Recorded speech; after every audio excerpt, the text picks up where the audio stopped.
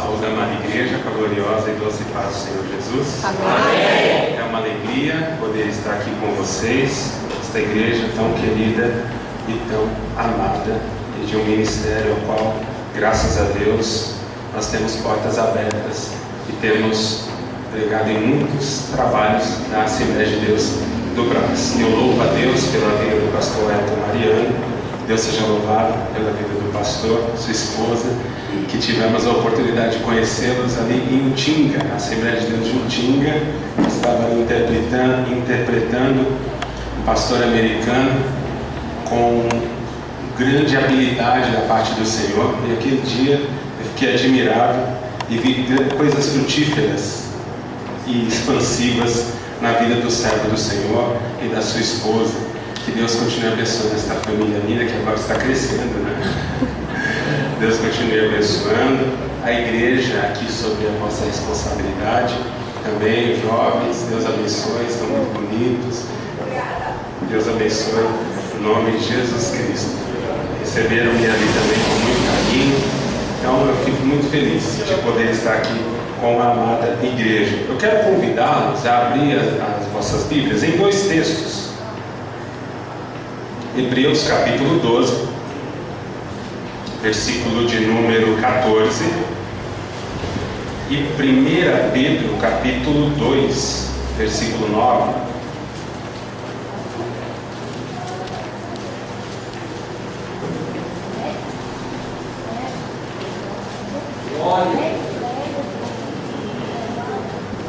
Hebreus capítulo de número 12, versículo 14, diz assim a palavra do Senhor: segui a paz com todos e a santificação, sem a qual ninguém verá o Senhor. 1 Pedro capítulo de número 1, ou melhor, 2. 1 Pedro capítulo 2, versículo de número 9, onde a palavra do Senhor nos diz assim: Mas vós sois a geração eleita, o sacerdócio real, a nação santa, o povo adquirido, para que anuncieis as virtudes daquele que vos chamou das trevas para a sua maravilhosa luz. Amém? Podeis tomar assento, amados. Antes de falar aqui algumas coisas que o Senhor tem compartilhado no meu coração, eu quero também justificar aqui a ausência da minha esposa, que ela está trabalhando diretamente também na Secretaria de Missões ali do campo onde nós servimos ao Senhor, e hoje está tendo um culto geral de missões ali na nossa sede, e como secretária e como também missionária está ali representando a gente, e nós estamos aqui, eu estou aqui para cultuar a Deus com os irmãos acima de tudo. Eu costumo dizer que eu gosto de ir no culto, até nas festividades, congressos que nós somos convidados, e participar do culto e cultuar. É importante estar cultuando a Deus, não só o fato de pregarmos. Mas, meus amados irmãos, meditando sobre os tempos, os dias que nós estamos vivendo, e vendo o quadro da sociedade na qual nós estamos inseridos, nós vamos ver que nós estamos vivendo em dias maus, dias de muitas dificuldades. Nós somos uma geração que alguns historiadores chamam de sociedade, digamos assim, de pós-moderna. Estamos vivendo o tempo da pós-modernidade, segundo alguns historiadores. E nós percebemos que nesse início do século XXI nós vivemos exatamente em um tempo de transição, de mudanças de gerações. Até mesmo no meio eclesiástico, no meio da igreja, nós percebemos isso. Tem muitas mudanças que estão acontecendo. Então, quando nós olhamos, por exemplo, para a década de 80, de 90, isso não estou falando só o fato de eu ter nascido lá no final da década de 70, foi no começo, no finalzinho da década de 70, quando nós olhamos até historicamente, dentro da história, para a década de 80, década de de 90, nós vamos ver que muitas coisas ligadas à modernidade ainda permeava aquelas décadas, ainda estavam ali, muito claro, muito patente aos olhos das pessoas. Porém, neste início de século, nós vemos que muitas coisas estão mudando e muitas coisas estão sendo aceitas como certas, ou seja, os fundamentos antigos estão sendo removidos. E no meio de tudo isso, nós vemos muitas pessoas se perdendo, muitas pessoas perdendo o que se diz respeito à sua vida, até mesmo o seu relacionamento com Deus, com as pessoas. Por quê? Porque nós vivemos em um tempo onde a verdade não é tida mais como verdade absoluta. Então, os absolutos estão sendo substituídos. Quando você fala de verdade, as pessoas dizem assim: essa é a sua verdade, mas essa não é a minha verdade. Então, isso é muito difícil em nossos dias.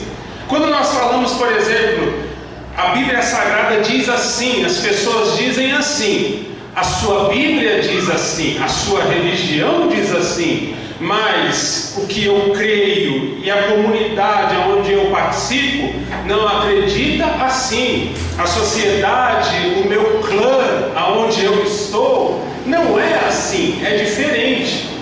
Então nós vivemos um tempo de pluralismo. As ideias são pluralistas. O que é isso? Não tem algo concreto. Toda ideia é válida. Tudo é válido, tudo é aceito. Não pode tudo.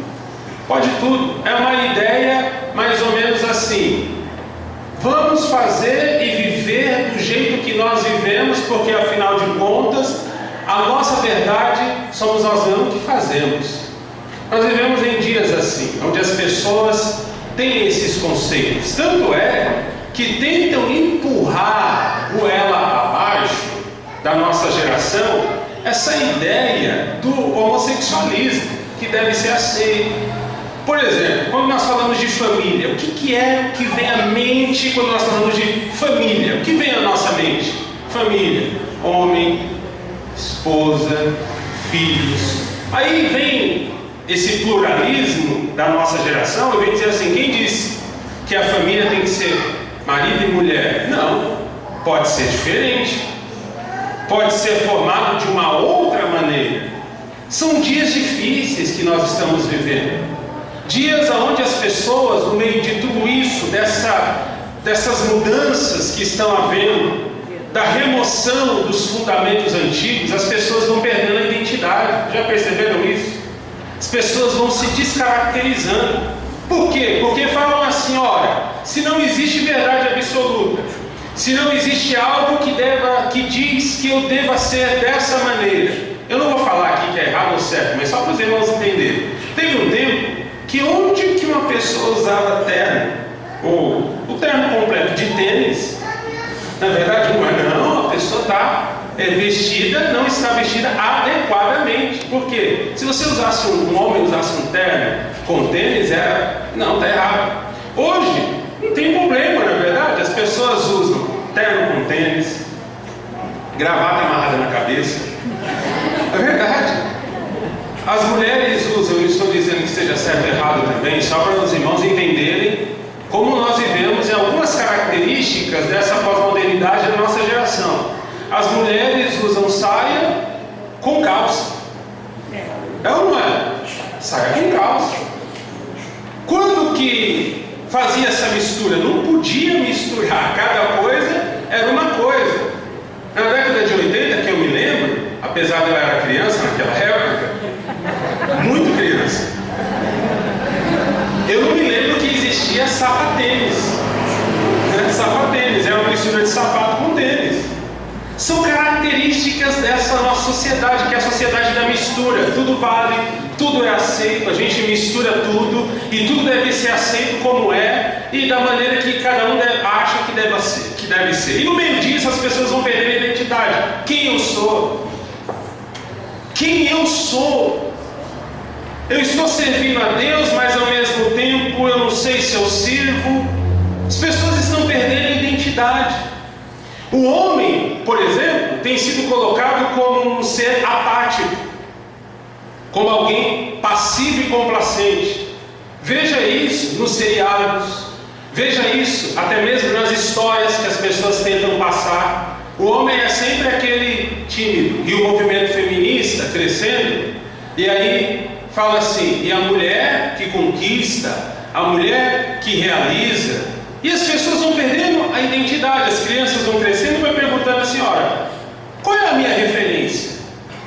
Qual é a minha base? Qual é o meu referencial? As pessoas vão se perdendo identidade. E quando nós falamos assim, quem somos nós como igreja, nós vamos perceber que não é de se assustar que muitas pessoas estão perdendo, como cristãos, também a sua identidade. Estão se descaracterizando no meio de tudo isso. Muitos estão confusos ante todas as mudanças que o mundo tem sofrido e está enfrentando. E perdendo a identidade, perde-se também o propósito. Porque quando você não tem uma identidade, quando você não sabe quem você é, você perde o propósito. Quem sou eu? O que eu estou fazendo nesse mundo? Eu estou vivendo o quê? Qual é a proposta de Deus para a minha vida? E muitos ainda ousam mais. Quem disse que existe Deus? E aí nós vamos vendo que as pessoas vão se perdendo o propósito, perdendo a identidade, perdendo o ideal de vida e passam a viver apenas de aparências. São pessoas e mais pessoas mergulhadas em uma crise existencial nunca vista antes. E em excesso nós temos visto cristãos que migram de um lugar para o outro, já não mais para servir ao Senhor, mas buscando satisfazer os seus próprios egos, buscando satisfazer os seus próprios deleites. Tanto é que o que mais cresce no movimento evangélico é a teologia da prosperidade. Por quê? Porque as pessoas vão buscar os seus apetites carnais, as suas realizações no altar de Deus. E aí Tiago fala lá em Tiago 4, pedi e não recebeis, porque pedis maus. E pedir para quê? Para gastar nos vossos próprios deleites. E as pessoas estão indo buscar as suas inclinações caídas, os seus desejos carnais no altar de Deus. Estão descaracterizadas, não sabem mais o que fazer. Eu estou aqui, mas não quero mais ficar aqui, porque aqui eu não vejo milagre, aqui eu não vejo cura, aqui eu não vejo as pessoas serem curadas, serem aleijados, saírem andando. Nós vemos um tempo assim que as pessoas vivem questionando essas coisas e não entendem que eles são o maior milagre. Porque o maior milagre que pode haver, Deus salvar homens e mulheres condenados ao inferno, tirados da onde Ele nos tirou, de uma mente entenebrecida, de uma vida de trevas, de uma vida de pecado, de um cárcere que vivíamos, da vida espiritual, e nos libertou, nos transportando para o reino do Filho do seu amor, nos chamando de filho e nos fazendo viver livres. Não existe o maior milagre. Olha para quem é a sua vida, para como sua vida era. Lembra de quem você era, da onde o Senhor te tirou, com mãos fortes, da onde Ele te resgatou. Você é um milagre de Deus. Você, jovem que está aqui nesta noite, é um milagre de Deus. A tua vida, a tua família, você é um milagre. Bem sabemos que todas as circunstâncias que envolvem os nossos dias são por demais pesadas para o nosso cotidiano. Mas por isso, meus amados irmãos, para que possamos caminhar, nós precisamos identificar e definir algumas coisas com relação às nossas vidas diante de Deus. E a primeira coisa que nós precisamos definir é a nossa identidade, quem somos. Você, jovem, que está aqui nesta noite, quem é você? No meio desta geração que está confusa, no meio dessa geração dos relacionamentos superficiais e tão superficiais, Quem somos nós? E o texto de 1 Pedro nos ajuda a entender quem somos. Porque Pedro está escrevendo para os irmãos que estão dispersos, vivendo nas mais diversas sociedades. Ele não escreve para uma igreja específica, para uma cidade específica, não. Ele escreve para cristãos que estão dispersos em diversos lugares, perseguidos pelo império, perseguidos pelas culturas pagãs onde eles viviam. E são cristãos que estão lutando para servir ao Senhor e servir com integridade. Tanto é que na primeira epístola de Pedro, 2 temas que se destacam é sofrimento e esperança. São pessoas que estão sofrendo para ser fiéis, mas ao mesmo tempo há uma palavra de encorajamento, dizendo: tenham esperança, continuem servindo ao Senhor. Tanto é que o apóstolo Pedro fala: porque Ele virá. E ele lembra aqueles amados irmãos que no meio daquela cultura e no meio daquele povo que está vivendo daquele jeito, eles não podem se descaracterizar, mas que eles precisam entender, conforme 1 Pedro capítulo de número 2, versículo 9, uma primeira característica da identidade, que eles não podiam perder. E ele diz: mas vós sois a geração eleita. A primeira característica que aquele povo deveria entender da identidade deles: vocês são a geração eleita. Ele está dizendo: nós temos um propósito nessa vida. Nós não somos objetos mero do acaso, não. Fazemos parte de um plano maior do que aquilo que imaginamos.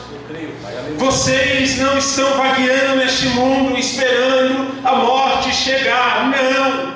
Vocês têm alguém que vos comprou, vocês têm alguém que vos escolheu, vocês têm alguém que vos separou. Vocês são a geração eleita. Pedro diz para aqueles cristãos, e essa palavra ecoa para nós, porque a própria palavra de Deus viva falando aos nossos corações: vós sois a geração eleita. Entenda bem, nós estamos em um ano de eleição. Nós estamos em um ano de eleição. Na eleição nós temos bastante candidatos, né? Tem bastante gente pleiteando aí uma vaga no governo, uma vaga na prefeitura. Tem bastante pessoas pleiteando uma vaga, só que eles são apenas candidatos. Eles estão querendo. Mas aquele que ganha, quem ele é? O eleito. Quem é que ganha? É o eleito. Eu fui eleito, então eu ganhei. O apóstolo Pedro está dizendo assim: vocês são a geração candidatas a serem salvas. Não. Ele diz para aqueles cristãos: vós sois a geração eleita. Vocês já ganharam aquela corrida, o embate na caminhada. Vocês já venceram. Vocês são a geração eleita. Vocês foram eleitos. Vocês não foram um grupo de pessoas que estavam concorrendo a uma vaga. Vocês não são candidatos a uma vaga no céu. Não. Vocês são a geração eleita. Deus os elegeu através de Cristo Jesus para serem deles, para receber a vida eterna, para receberem o selo da promessa, que é o Espírito Santo, como penhor da nossa herança. Vocês são a geração eleita. Eles não podiam esquecer disso. Eles tinham que conservar isso em seus corações. Eles não podiam se perder na caminhada. Eles não podiam tirar os olhos daquele que é eterno. Mas eles não podiam esquecer que eles haviam sido escolhidos por alguém que não era qualquer um, mas o Senhor dos senhores, Rei dos reis e o Criador dos céus e da terra. E eu pergunto nessa noite para você: você tem aceitado este maravilhoso convite da reeleição do Senhor sobre a tua vida? A palavra do Senhor nos diz em João capítulo 15, versículo 16, Jesus dizendo aos seus discípulos: não me escolhestes vós a mim, mas eu escolhi a vós.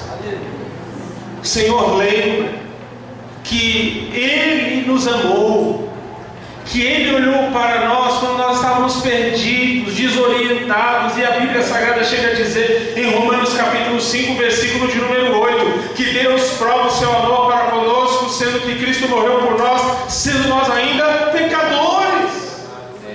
Nós não tínhamos nada para oferecer, nós não tínhamos nada para somar, nada para dizer assim: Senhor, o Senhor me ama, afinal de contas eu sou bonzinho, afinal de contas eu sigo todos os ditames da religião. Não, nós éramos pecadores, nós estávamos vivendo nas trevas, mas Ele nos amou primeiro. Ele nos amou, Ele nos escolheu, Ele olhou para cada um de nós e falou: você é meu. E a Bíblia Sagrada fala que Ele nos chama pelo nome. Você é eleito, você não está concorrendo a uma vaga, você tem uma marca sobre você, que é o Espírito Santo que está sobre a tua vida, é o penhor da nossa herança, é a certeza que o Senhor voltará para nos levar para Ele. Nós somos eleitos. Mas Pedro ainda fala para aqueles cristãos: vocês não são apenas geração eleita, vocês são o sacerdócio real. Que coisa linda. Ele continua dizendo, e nós precisamos entender isso: nós somos sacerdotes de Deus. Sacerdotes de Deus. Por meio de Jesus Cristo, todos nós, os que cremos nele, temos acesso a Deus mediante a Jesus. Nós passamos a ter acesso ao Deus vivo, e já não existe mais barreiras entre nós e o Senhor. O Senhor nos colocou nesta terra para sermos sacerdotes do mundo. O que fazia o sacerdote no Antigo Testamento? Ele oferecia sacrifícios a Deus em favor das pessoas. Ele ia lá oferecer sacrifício em favor das pessoas, interceder pelas pessoas, para que as pessoas não fossem condenadas nos seus próprios pecados. Hoje, nós não somos mais sacerdotes no sentido de nós vamos lá oferecer sacrifício porque não existe um mediador entre nós e Deus. Não é isso. Agora existe um mundo perecendo, um mundo que está vivendo distante dos caminhos do Senhor, que não conhece ao Senhor, um mundo alienado de Deus. Eu quero dizer para você nesta noite, homem, mulher, moço e moça que me ouve: não seja e não viva como o mundo, não seja do Senhor e vivendo como o mundo. Em que sentido? Sendo alienado de Deus, dizendo que conhece a Deus, mas não conhecendo a Deus, dizendo que é do Senhor, mas não sendo do Senhor, dizendo que adora ao Senhor, mas não adorando ao Senhor. Nós não podemos ser alienados de Deus. Já imaginaram a gente gastar a nossa vida inteira em um algo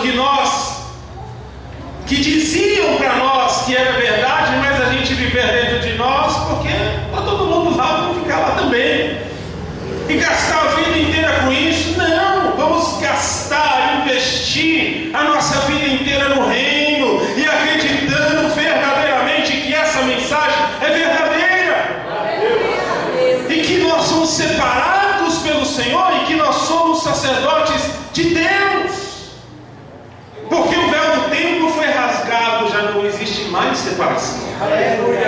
Agora nós temos livre acesso. Graças a Deus. Agora nós não precisamos mais oferecer sacrifícios de animais, porque o próprio Cordeiro de Deus, que tira o pecado do mundo, morreu em nosso lugar. Morreu para que nós fôssemos salvos. E agora nós podemos oferecer a Ele as nossas vidas e o nosso culto como sacrifício vivo diante do altar do Senhor. Nós podemos servi-lo com um coração sincero. Você tem livre acesso a Deus. Deus te comprou com o precioso sangue de Jesus. Você foi comprada por Ele. Você não foi comprado por um preço qualquer. Valorize a tua vida, valorize a tua salvação, valorize o que o Senhor tem feito. Você não foi comprado por um preço qualquer, você não foi comprada por um preço qualquer. Somos assim, sacerdotes real.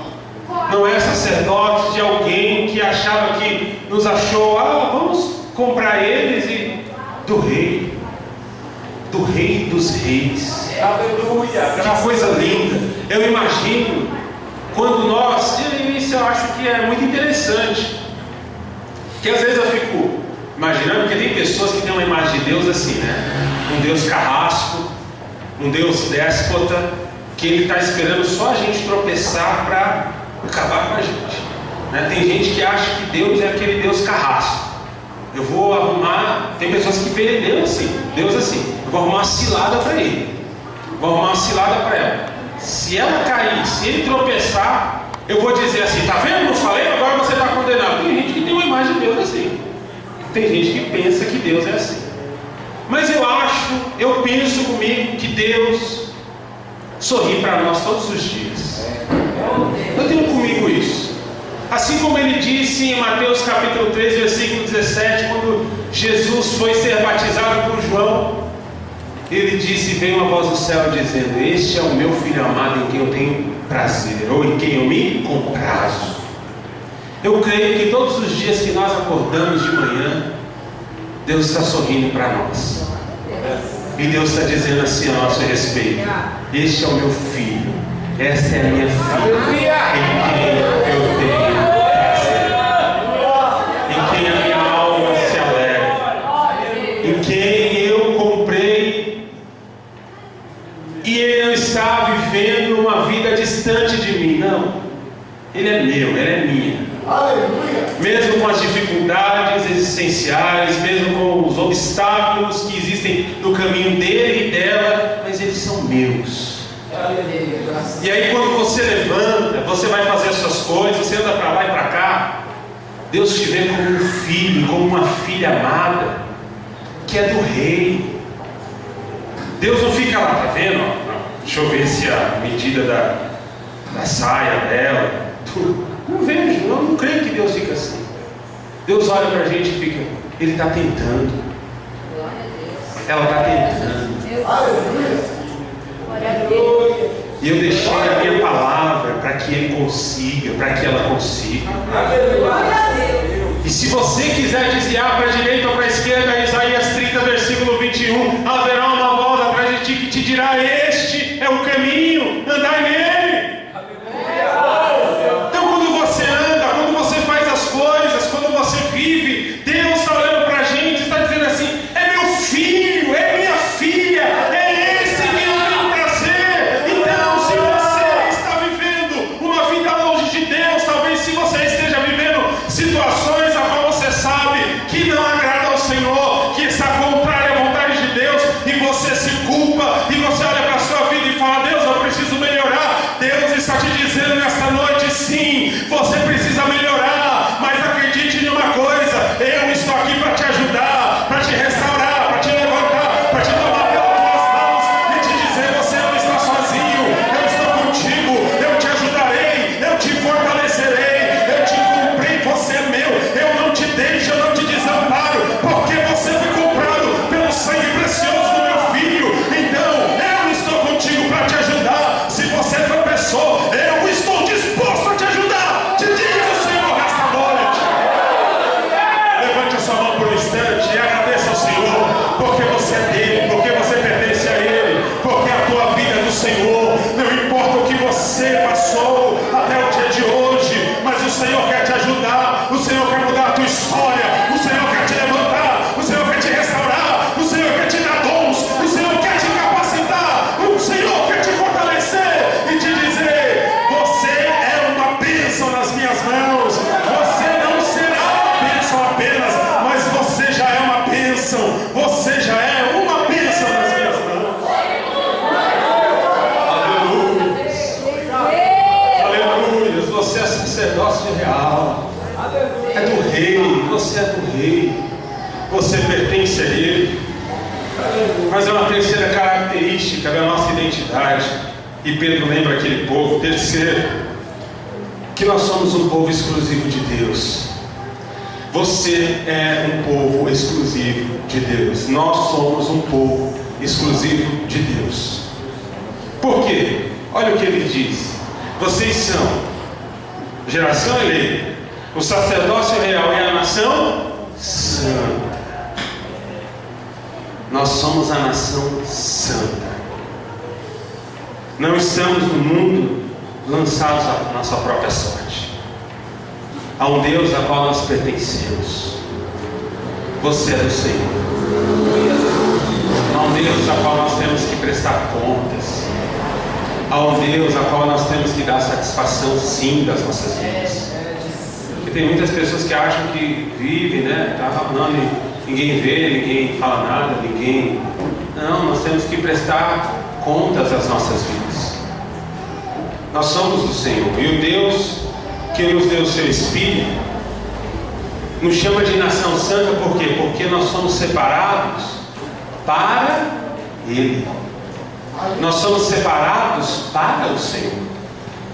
Nós não somos separados simplesmente, como diz algumas pessoas, nós somos separados porque nós somos crentes. Não é por causa do título, é porque somos do Senhor. Porque o Senhor nos separou para Ele. Assim como a palavra de Deus diz em 1 Pedro capítulo de número 1, a palavra do Senhor nos fala: assim como é santo aquele que vos chamou, sede vós também santos. O que a palavra de Deus está dizendo? Aquele que é santo vos chamou para Ele, vos separou para a santidade, vos separou para que vocês sejam separados do mal, porque é isso que significa ser santo, que vem da palavra grega hagios, que significa ser separado do mal. E é esse mesmo termo grego que o escritor aos Hebreus escreve lá em Hebreus capítulo 12, versículo de número 14, quando ele fala sobre santificação. Ele usa a palavra grega hagios, que significa separado do mal, e separado para alguém. Então, além de você ser separado do mal, não é para você ser separado do mal, para você dizer: eu sou separado do mal porque eu não sou legal, porque eu sou legal, porque eu sou bonitinho, eu sou bonitinha. Não é por isso. É porque nós somos separados por Deus e para Deus, para Ele. Então não é simplesmente ser e fazer alguma coisa para o Senhor. Porque eu vejo muitas pessoas, a gente vive no meio cristão, no meio pastores, e a gente vê tanta gente, irmãos, num ativismo religioso, corre para lá, corre para cá e faz, fazendo a obra de Deus, e fala: estou fazendo a obra de Deus, mas não conhece o Deus da obra. São separados, parece que apenas para fazer, mas não são separados a Ele, ao Senhor Deus. E nós precisamos entender que nós somos separados antes de sermos enviados, ou que Deus confiou qualquer missão nas nossas mãos. Nós somos dele. A nossa vida é dele, a nossa história é dele. Você que chegou aqui, que tem uma história de vida, porque eu acredito que cada ser humano é uma história. Cada pessoa tem um valor para Deus, um valor ímpar. E eu costumo dizer: Deus não tem um especial. Todos nós somos especiais para Deus. Ninguém é especial, mas ao mesmo tempo todos nós somos especiais para Deus. Porque se você for orar agora e falar com Deus, eu, por exemplo, André, vou me colocar aqui de joelhos, não só de joelhos, em pé, andando, sentado, não importa como, mas eu vou dirigir a Deus uma oração e falar: Deus, eu estou aqui, e eu sou seu, eu pertenço a Ti. Deus sabe quem se colocou na presença dEle para orar. Ele sabe das minhas dores, Ele sabe o que me faz sofrer, Ele sabe aquilo que me faz chorar. Ele sabe aquilo que está no meu caminho para gerar tropeços. Ele sabe também aquilo que me dá alegria. Ele sabe de onde Ele me tirou. Ele sabe que antes que eu estivesse no ventre da minha mãe, Ele já havia me chamado pelo nome.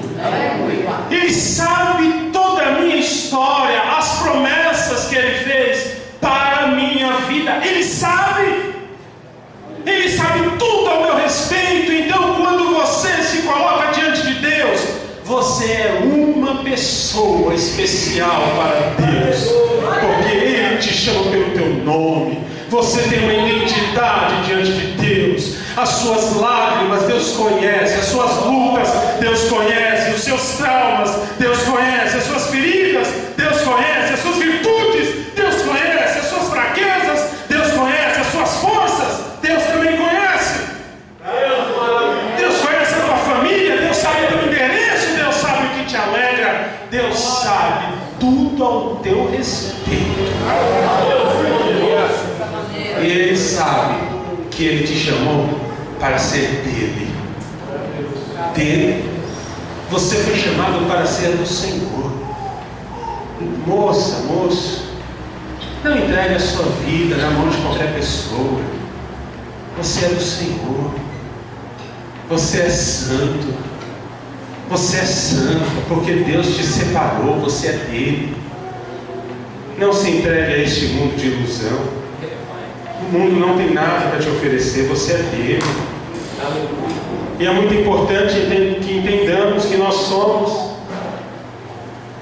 essa nação santa. Deus olha para a gente como igreja, como uma igreja separada, ainda que o mundo. Deus olha e veja o mundo, mas Deus vê a sua igreja. Assim como Ele vê, a Bíblia Sagrada fala que nós somos luz do mundo e sal da terra. Quando Deus olha para nós, como igreja, a igreja espalhada, onde quer que esteja, Ele vê como astros e luzeiros brilhando. Aleluia. Por quê? Porque você é dele, você é igreja, você é separado. Mas há uma quarta identidade, uma quarta característica da identidade, que Pedro falou. Nós temos um chamado. Você é um povo adquirido para que anuncieis as virtudes daquele que vos chamou das trevas para a sua maravilhosa luz. Isso faz parte da nossa identidade. Nós temos um chamado. Por que o Senhor não nos salvou e nos recolheu naquele mesmo instante? Você já parou para pensar isso? O plano de salvação de Deus não é assim, né? A pessoa aceitou Jesus, Ele recolhe. Não é assim. O plano da salvação, o Senhor nos salva. Nós aceitamos essa proposta linda de Deus para nós e nós passamos a pertencer a Ele. E aí agora Ele nos confia um chamado. Ele nos confia uma missão que nós devemos cumprir. Um povo adquirido para que anuncieis as virtudes daquele que vos chamou das trevas para a sua maravilhosa luz. Há um chamado imposto sobre os seus ombros para anunciar as grandezas, as virtudes de Deus. Nós precisamos dizer ao mundo quem é o nosso Deus. Nós precisamos dizer ao mundo a respeito da boa notícia de Deus, a boa notícia da salvação. Graças a Deus. E é importante que entendamos isso. Por quê? Porque isso faz parte da vida de quem está andando em santidade. Ontem eu falava ali quinta-feira, estava falando em uma aula de teologia que eu estava ministrando, estava dizendo: você tira um peixe do rio, do mar, e deixa ele fora da água por muito tempo, o que vai acontecer com ele? Vai morrer. Por quê? Porque aquele não é o habitat natural dele, não é um habitat natural. Então, para quem é santo, para quem é de Deus, você atender o seu chamado não é um sacrifício, não é algo que eu estou fazendo, mas eu não queria fazer. Não, faz parte da nossa identidade. Quando Deus fala igreja, Deus imagina a igreja indo. Deus vê a sua igreja agindo. Tanto é que o id é a palavra grega poiotentes, que significa indo. Não só ide, vai lá e fique lá e permaneça. Deus vê a igreja caminhando. Deus vê a igreja andando, Deus vê a igreja anunciando, Deus vê a igreja realizando, Deus vê a igreja falando da salvação. Por isso que Jesus disse que as portas do inferno não prevaleceriam contra a sua igreja. Muitas pessoas acham que as portas do inferno vêm contra a igreja e a igreja fica ali fechada, resistindo. O inferno vai me vencer. Não, Jesus estava dizendo que a igreja vai militar, a igreja vai caminhar. As portas do inferno que estão adiante de nós, elas não resistirão, e nós vamos na força que há no nome de Jesus, caminhando, anunciando a salvação. Vidas que estão carceradas do diabo, presas, cativas, nós vamos anunciar a salvação. E as portas do inferno que ainda fecham, os cárceres espirituais, para que as pessoas não saiam, elas não resistirão, e a igreja prevalecerá. As portas do inferno não prevalecerão contra a igreja de Cristo. O Senhor nos enviou para anunciar a tão grande mensagem da salvação. Nós temos um chamado, e o Senhor procura aqueles que dizem: eis-me aqui, envia-me a mim. O Senhor procura os chamados, o Senhor procura aqueles que estão dispostos a dizer: eis-me aqui, envia-me a mim. Na nossa juventude, nos nossos dias, nós poderíamos dizer para Deus: Deus, eu estou aqui, conte comigo, pode contar comigo. Deus continua procurando homens e mulheres a qual Ele possa dizer: cadê você, meu filho? Cadê você, minha filha? Para anunciar aos homens a tão grande mensagem da salvação, para dizer para aqueles que não têm esperança, a esperança no Senhor, para dizer para aqueles que não têm perspectiva nenhuma de vida: olha, o meu Senhor reina, o meu Senhor continua no controle da história. Você não precisa se desesperar, não precisa procurar saída nas drogas, não precisa procurar saída na prostituição, não precisa procurar saída na bebedice, porque o meu Senhor reina, e Ele veio ao teu encontro com salvação, e Ele veio para redimir a tua alma. Aleluia. Diga ao mundo, diga às pessoas que estão ao teu redor que o Senhor reina, e que há um propósito, há uma proposta de salvação para o mundo, há um plano lindo de Deus, porque Deus amou o mundo de tal maneira que deu o seu Filho unigênito para que todo aquele que nele crê não pereça, mas tenha a vida eterna. Essa é a alvissareira mensagem de Jesus Cristo, a mensagem da salvação, e o Senhor nos chamou para que anunciemos essa virtude, porque Ele nos tirou das trevas para a sua maravilhosa luz.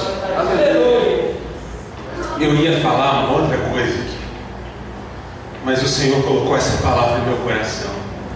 Eu ainda ia falar sobre 3 personagens bíblicos que viveram de forma diferente no seu tempo, mas a hora já se foi. Mas o Senhor tem falado comigo e contigo nesta noite, que nós somos chamados com uma identidade, e nós precisamos não apenas resgatar essa identidade, mas não perdê-la. Não perdê-la. Porque o mundo vive desorientado. O mundo está confuso neste mar de crise. O mundo não sabe que caminho seguir. O mundo não sabe que tem o Senhor. O mundo está perdido. Cabe a nós anunciar ao mundo que há esperança e há salvação. Mas nós não podemos esquecer, independente da modernidade, da pós-modernidade, do pluralismo, seja do que for, da perda dos absolutos, da remoção dos fundamentos antigos, nós não podemos nos esquecer que nós temos uma identidade. Você é do Senhor. Você foi separado para o Senhor. A sua vida é do Senhor. Mas vós sois a geração eleita, o sacerdócio real, a nação santa, o povo adquirido, para que anuncieis as virtudes daquele que vos chamou das trevas para a sua maravilhosa luz. Com a presença do pastor Hélio, quero convidar a igreja a se colocar em pé, em nome de Jesus. Se nós perdemos essa identidade, nós perdemos a vida de santificação. Quem é você, homem? Quem é você, mulher? O que você está fazendo nesta terra? O que você está fazendo neste mundo? Da onde você veio? Quais são as suas características? Quais são as evidências da sua vida? Você é reconhecido como do Senhor por onde você passa? A identidade, a evidência que as pessoas dão ao teu respeito é porque você é um moço de Deus, uma moça de Deus. Qual é a identidade que você tem carregado? Qual é a marca na tua vida que você tem carregado? De um homem de Deus, de uma mulher de Deus. Oh Senhor, o Senhor separa para si homens e mulheres, moças e moços, que foram chamados para ser santos. Porque sem santificação ninguém verá o Senhor. Não se deixe iludir, não se deixe enganar. Não pense que podemos viver ao nosso bel prazer e encontrar-se com o Senhor. Porque o Senhor disse: prepara-te, ó Israel, para encontrar com o Senhor teu Deus. Prepara-te, ó Israel, para encontrar com o Senhor teu Deus. Sem santificação ninguém verá ao Senhor. Você é dele. Glória. Se você está aqui nessa noite, eu me lembro, antes de fazer o apelo, me lembro agora que em uma ocasião eu precisava aceitar Jesus como Senhor e Salvador da minha alma, da minha vida. Eu estava vivendo do jeito que eu queria e do jeito que eu achava que tinha que viver. Até que um dia eu fui na casa de uma missionária e Deus usou ela para falar a minha história de vida, sem ela saber, sem ela me conhecer. E ela falou a minha história, e eu, cheio de dúvida no meu coração, fiquei pensando: mas como que ela sabe da minha história? Minha mãe já tinha contado com ela. Eu falei: minha mãe contou, com certeza minha mãe contou. E ela falou assim: não, você está pensando que alguém me falou a sua história, e você está achando que eu estou falando aqui porque sua mãe me contou, porque outra pessoa me contou. Não. Se você está duvidando, abra você mesmo a Bíblia, porque o Senhor vai te falar tudo isso que eu acabei de te falar. E eu abri a Bíblia, e a palavra do Senhor saiu lá em Isaías capítulo 45. E o Senhor falava para mim: a Ciro, a quem chamam pelo nome, porque Ciro era um rei pagão, e Deus estava falando comigo, porque eu não era cristão. O Senhor falava comigo: a quem chamam pelo teu nome, você é meu. E aí o Senhor começou a falar comigo dentro daquele capítulo. Eu falei: meu Senhor, e tudo aquilo que ela havia falado para mim estava naquele capítulo da Bíblia. E ela perguntou: você quer aceitar Jesus como seu Senhor e Salvador, moço, hoje? Irmãos, eu confesso que eu não queria, não queria, verdade. Eu vivia num mundo de ilusão, regado por tantas ilusões que este mundo oferece, pelos prazeres do mundo. E eu pensei comigo: eu não quero aceitar Jesus agora. Eu tenho tantas coisas para curtir, tantas coisas para viver. Mas eu olhei para a minha vida e entendi uma coisa: que mesmo que eu não quisesse, eu precisava de Jesus. Eu precisava dele. Chega momentos nas nossas vidas que não é o fato de eu quero, eu não quero hoje. Tem um momento na nossa vida que é um momento de decisão, que você precisa decidir e falar: Senhor, por mais que a minha carne não queira, eu sei que eu preciso. Eu sei que eu preciso de salvação, porque se eu continuar do jeito que eu estou indo para a eternidade sem saber para onde eu vou. E talvez seja a noite de pessoas decidirem aqui neste lugar, ainda que não queiram, mas sabe que precisa se reconciliar, precisa aceitar Jesus como seu Senhor e Salvador. Se há alguém nessa condição, eu convido a levantar a mão. Eu quero orar por você, em nome de Jesus. Alguém que precisa aceitar Jesus hoje?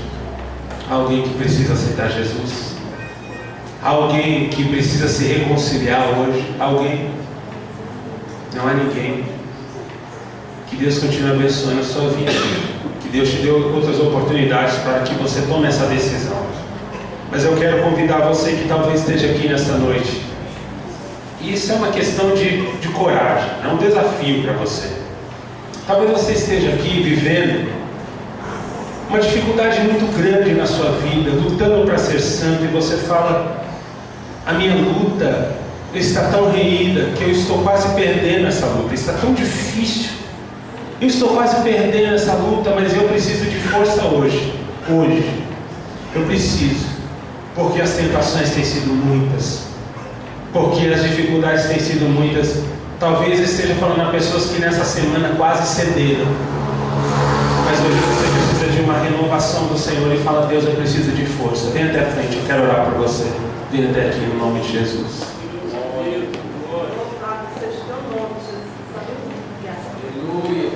Amém. Vem em nome de Jesus. Há mais pessoas. Lutar, todos nós lutamos, todos os dias, para ter uma vida de santidade, para ter uma vida de santificação, uma vida de entrega. Todos nós lutamos. Mas tem momentos que parece que a luta vai nos engolir. Tem momentos que parece que estamos andando na corda bamba e parece que a qualquer momento iremos vacilar. Mas o Senhor está aqui para renovar as tuas forças, jovem. O Senhor está aqui para renovar a tua vida, para te dizer: você é minha, você é meu. Aleluia! Queria que você esteja abatido, fraco, nas lutas desta vida. Você é do Senhor. Você é do Senhor. Ele te comprou por um preço precioso. E talvez você esteja aqui e até mesmo já tropeçou e você achou que não tinha mais saída para a tua vida. Vem até a frente, eu quero orar por você. A esperança no altar de Deus para você. A esperança, a força de Deus para você aqui nesta noite. Nós vamos orar. Feche os seus olhos por um instante. Feche os seus olhos. Nós vamos orar a Deus. O Senhor está aqui para te renovar, para te fortalecer, para te dar nova coragem para continuar caminhando. O Senhor está aqui para que você não perca o ânimo, para que você não se entregue. E ainda se você está aqui e tropeçou, o sangue de Jesus Cristo, seu Filho, nos purifica de todo o pecado. Está aqui para limpar as tuas vestes, para te levantar, para dizer: meu filho, olhe para o autor e consumador da tua fé, porque é Ele que tem salvação para a tua vida, é Ele que tem coisas lindas e maravilhosas reservadas para você. Nós vamos orar neste instante. Senhor, meu Deus e meu Pai, em nome de Jesus, a Tua palavra tem sido ministrada nesta noite. Senhor, eu sei que a Sua palavra é verdade na boca de um homem, de uma mulher, na direção do Teu Espírito, ela sempre será a Tua palavra. Eis aqui, Senhor, os Teus filhos, jovens, ó Deus, que estão lutando nessa geração para Te servir. Pessoas, ó Deus, que acreditam no Senhor e que muitas vezes enfrentam as maiores oposições deste mundo. Ajuda, dê força, Senhor, dê força ao cansado, multiplica as forças do que não tem nenhum vigor, dê ânimo ao teu filho, à tua filha, seja com eles, meu Deus, cumpra a tua palavra, Senhor, repreenda os ventos, as obras contrárias, meu Deus, em nome de Jesus, derruba, meu Deus, toda muralha do engano, todo obstáculo que Satanás tem colocado na vida do teu filho, na vida da tua filha, em nome de Jesus. Ela foi comprada pelo teu sangue, ele foi comprado com teu sangue. Ajuda, meu Deus, ajuda em nome de Jesus. Cumpra a tua palavra, Senhor, na vida da tua filha. Dê vitória, meu Deus, em nome de Jesus.